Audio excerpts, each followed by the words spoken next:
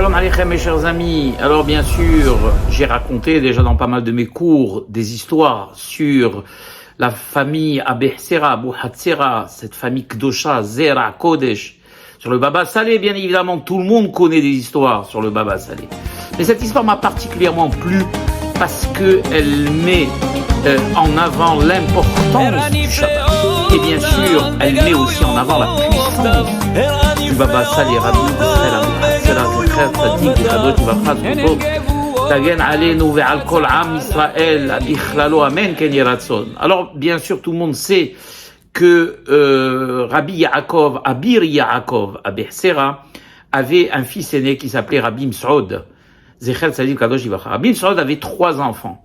Il avait Rabbi David, qu'on n'appelle pas Rabbi David en réalité, il est tellement saint qu'on l'appelle Ater et Roshenu.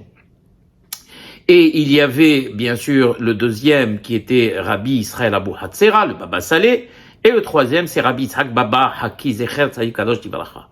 Rabbi David, malheureusement, on sait qu'il a été sacrifié à Kiddush Hashem Inkom Damo. Et donc cette histoire se passe.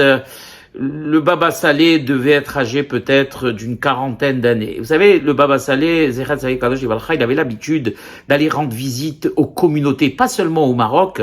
Bien sûr, il sillonnait le Maroc, mais il allait souvent aussi en Algérie. Et il a été dans une ville qui s'appelle Oran, que tout le monde connaît. Et pourquoi il allait il sortait, il sillonnait pour aller voir si tout allait bien au niveau de la cache-route, si tout allait bien au niveau des mikvaot, si tout allait bien au niveau des tfilot, comment est-ce qu'il y avait une ambiance, une assise religieuse dans cette communauté. Est-ce qu'on faisait les choses en règle? Est-ce qu'ils mangeaient pas des tréfotes et des névélotes? Malheureusement, ça arrivait dans beaucoup de communautés. Et donc, il s'était rendu à Oran, et comme déjà le Baba Saleh à cette époque était très très connu, on l'a reçu bien sûr avec tous les honneurs. Il est allé, il a sillonné toute la ville, et il s'est enquéri de la cache-route et des synagogues, de la tfila, et il a posé la question centrale.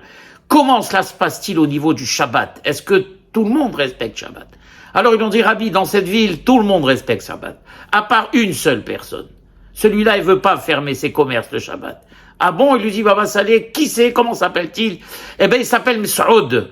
Et justement, il vient du Tafilalet. Il dit, Ms'od, du Tafilalet? Donc de ma ville. Amenez-le-moi tout de suite. Alors, comme Saoud, il arrive devant le Baba Saleh. Déjà, rien que quand on arrive devant le Baba Saleh, il nous regarde. Voilà. Et il faut avoir le cœur solide. Alors, il lui dit, Baba Saleh, avec déjà un langage au départ, d'où? Et il dit à Saoud, pourquoi est-ce que tu fermes pas tes commerces le Shabbat? Tu sais que le Shabbat, c'est Kihi Mekor HaBeracha. Et c'est le commandement le plus saint qui existe. Dis-moi pourquoi tu fermes pas. Ah, dit là, Baba, je ferme pas, mais en réalité, moi je suis Maasik Goïm, je fais rentrer, c'est les Goïm qui travaillent pour moi, et je fais rien que des péroulotes gramma, je vais pas rentrer dans les détails techniques. Il a voulu montrer qu'il était possèque au Baba Saleh. Et lui, il dit, Ms'od, il faut absolument que tu fermes le Shabbat. Tout le monde dans la ville t'a demandé de fermer Shabbat, pourquoi est-ce que tu fermes pas Shabbat?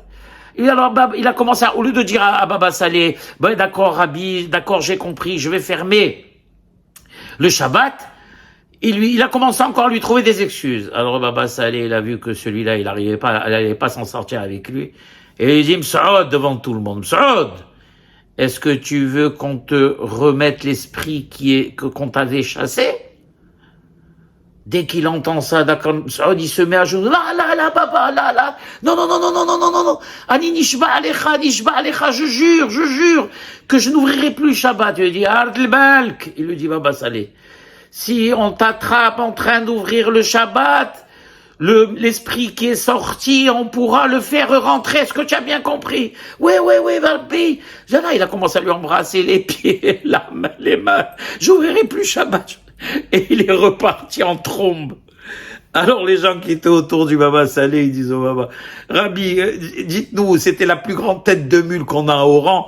Je sais qu'il est du Tafilalet de votre ville. Et pourquoi est-ce qu'il nous entendait pas, il y a vous? Qu'est-ce que c'est cette histoire d'esprit? Alors il leur a dit, Baba Saleh, Zechat Saïd Kadosh Baruch Hu, il lui dit, Hadak M'Saoud. Alors il est dans notre ville, il est de notre ville, notre patelin.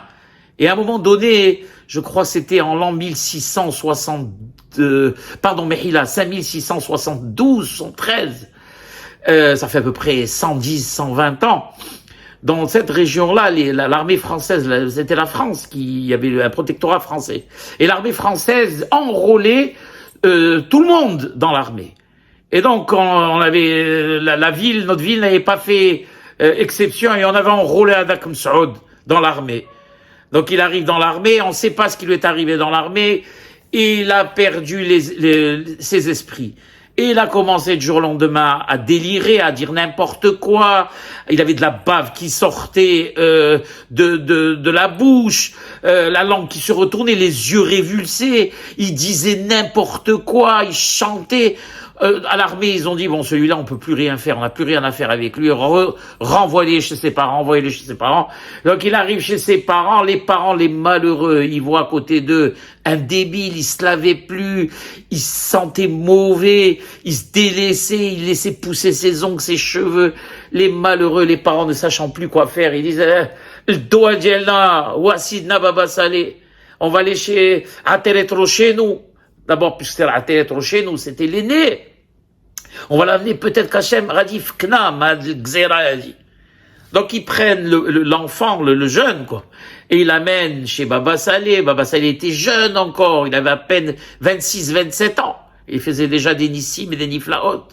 Pas sa kdoucha, cette grande kdoucha du Baba Saleh. Et alors, Baba Saleh lui dit, allongez-le sur le canapé. Et le type, il était complètement... Alors Baba Saleh regarde, il dit, ça y est, celui-là, je sais ce qui lui est arrivé. Il a eu un dibouk. Dibouk, c'est quand, Rahmana Islam, une âme qui erre et qui n'a pas d'endroit où aller, eh ben, elle vient se réfugier dans le corps de quelqu'un. Ça, c'est quelque chose de terrible. Elle prend possession du corps, ce qu'ils appellent les catholiques, si vous avez vu le film L'Exorciste, mais bon, c'est pas la même chose. Bon, bref, peu importe. Et donc, elle rentre dans le Baba Saleh, qu'est-ce qu'il fait? Il prend le chauffard, et lui, il suit les instructions du Hari, Zal Hala Shalom, pour faire des Yehudim, des Kavanot, pour faire sortir cette âme qui était à l'intérieur. On va même pas dire une âme, il y en avait deux. Et à un moment donné, Baba Saleh commence à parler avec l'âme. Qui tu es, toi? Alors elle lui dit, je m'appelle Yahya. Et qu'est-ce que tu fais à l'intérieur de ce corps? Eh ben, si je suis à l'intérieur de ce corps avec mon fils, c'est parce que il a jeté de l'eau chaude dans la rue et nous, on a eu l'autorisation de rentrer dans son corps. Alors il lui dit, le Baba Saleh, et où tu veux qu'on jette de l'eau? Si c'est pas dans le Reshut Arabim. Alors elle lui dit, là, non, il aurait dû la jeter dans une canalisation, dans un biou.